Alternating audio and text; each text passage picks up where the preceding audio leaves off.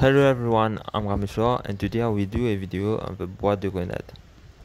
It is a bushy shrub which can grow up to 2 meter height.